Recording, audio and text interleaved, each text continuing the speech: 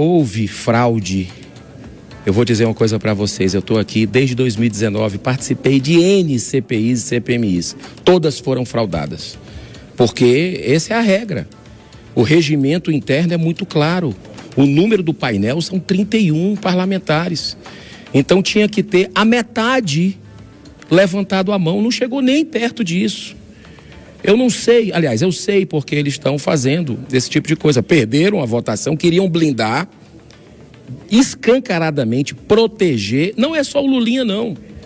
Tem outros requerimentos ali que a gente precisa lembrar, de assessor de presidente dessa casa, que foi assessor do presidente Davi Alcolumbre, né? Tem também o requerimento da ANAC para a gente saber se foi o Careca do INSS junto na classe executiva para Portugal, onde foi parar dinheiro roubado dos aposentados, pensionistas, viúvas e deficientes brasileiros, junto com o Lulinha, pago pelo Careca. Ontem nós aprovamos requerimento também, sabe de quê?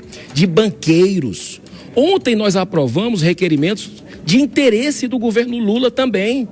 Ou seja, foi da oposição e da situação. Então, eles estão fazendo essa confusão. Para mim, é premeditado o que aconteceu ali, para tomar a bola do jogo. Sabe aquela coisa quando você perde uma partida? Aí você quer tomar a bola do jogo como menino chorão e vai levar lá pro pai.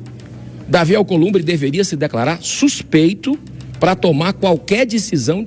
Se ele pensa em interferir numa comissão parlamentar de inquérito, algo que eu nunca ouvi falar que alguém fez, vai ficar muito estranho para ele, porque essa CPMI, ele decretou sigilo de 100 anos do ladrão do Careca do INSS, maior fraudador desse sistema. O Davi Alcolumbre decretou sigilo para ninguém saber onde é que ele entrou aqui, em que gabinete esse Careca do INSS entrou. E outra coisa, o senhor Paulo Boldens, que foi assessor direto, chefe de gabinete do presidente Davi Alcolumbre, na CPMI nós estamos querendo investigar ele, né? Porque a Polícia Federal disse que ele teria recebido 3 milhões de reais dessa fraude, que é a maior fraude do sistema previdenciário do mundo. E o Lulinha também teria recebido, segundo a Polícia Federal, 300 mil reais por mês e mais 25 milhões de luvas.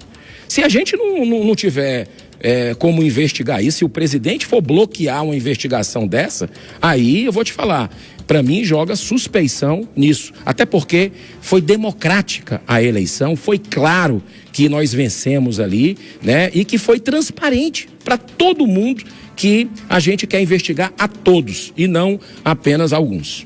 Como se tivesse sido os 14, que há contestações ali, muitos sentados, né, levantando mão. Se tiver os 14, perderam do mesmo jeito, porque a regra é 31, 31 mais 1, a metade mais 1. E não tiveram, então não tem justificativa. Isso é jogar, sabe o quê? Cortina de fumaça. Agora eu vou falar o que é fraude.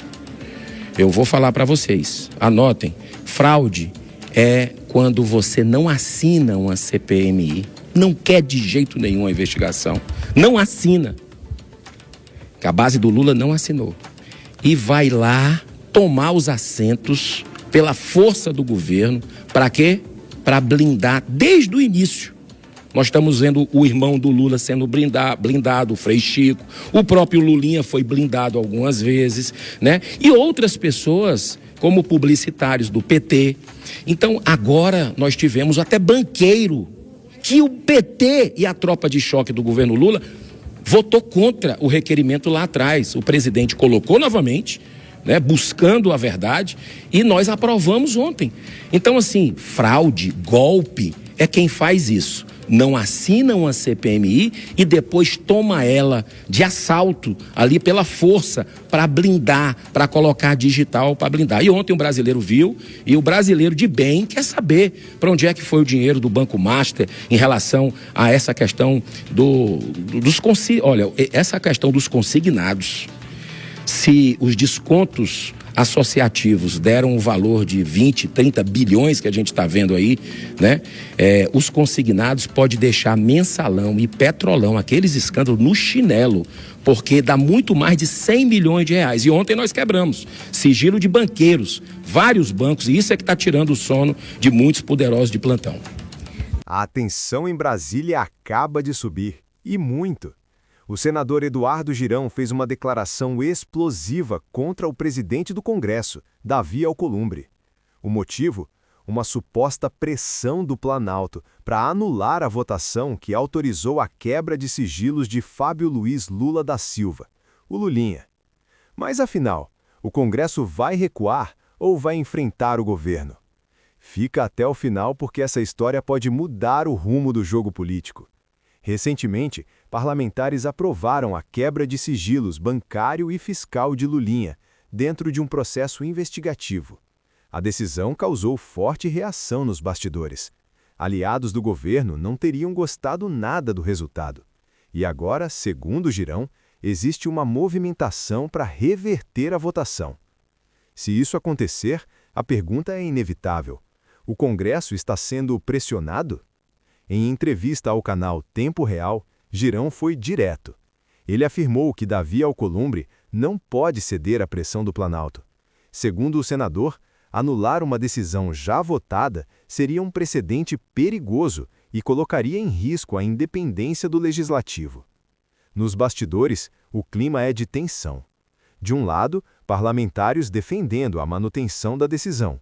Do outro, governistas buscando alternativas para barrar o avanço das investigações.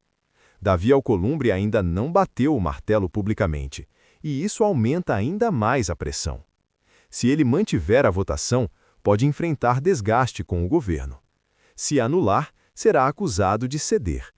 A decisão pode impactar diretamente a relação entre Congresso e Planalto nas próximas votações importantes.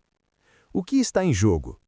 Não é só a quebra de sigilo, é a disputa entre poderes, é o equilíbrio institucional, é a força do Congresso diante do Executivo. E, claro, é um tema que mexe com a opinião pública. A grande pergunta é: o Congresso vai manter a decisão ou recuar? Nos corredores de Brasília, a palavra mais ouvida é pressão. E quando pressão política entra em cena, qualquer movimento pode gerar uma crise ainda maior. E você, o que acha? O Congresso deve manter a votação ou rever a decisão? Deixe a sua opinião aqui nos comentários, porque esse debate está só começando. Se você quer acompanhar os bastidores da política sem filtro, já se inscreve no canal, ativa o sininho e compartilha esse vídeo. Aqui a gente fala o que muitos não têm coragem de dizer. Nos vemos no próximo vídeo.